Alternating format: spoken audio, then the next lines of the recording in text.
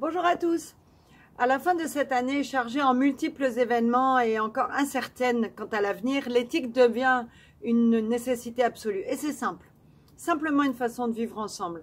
Si nous voulons bien représenter le peuple, nous devons prendre en compte ses émotions et ses perceptions. Sinon, déficit d'authenticité qui peut amener à des choses très menaçantes. L'éthique concerne la politique tout simplement parce qu'elle prône la prise de décision et l'action comme une nécessité, tout en s'adaptant bien sûr aux différents points de vue et en les respectant. Parce que la plupart des choix politiques judicieux sont basés sur un processus de consultation qui tient compte des intérêts divergents.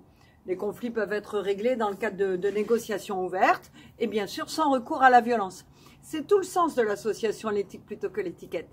Les derniers événements montrent bien l'écart, voire le fossé qui s'est creusé entre les politiciens et les citoyens, alors qu'il est évident que rien de constructif peut être mis en place sans une saine collaboration. Le mouvement à l'éthique plutôt que l'étiquette a d'ailleurs noté des points pour aller dans ce sens. Le progrès, la proximité, le respect, etc. Et en ajoutant bien sûr la responsabilité envers nos générations futures. Aujourd'hui, nous nous trouvons à un carrefour. Et si nous ne nous montrons pas à la hauteur de ces exigences, alors les tensions vont perdurer et peut-être dangereusement.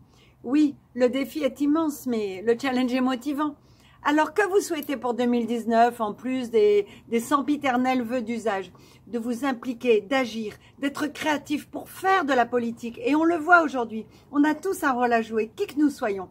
Alors moi-même et tous les ambassadeurs de l'éthique plutôt que l'étiquette, nous vous souhaitons une année magnifique, éclectique, sûrement atypique, peut-être poétique, je l'espère en tout cas éthique. À très bientôt et vive 2019.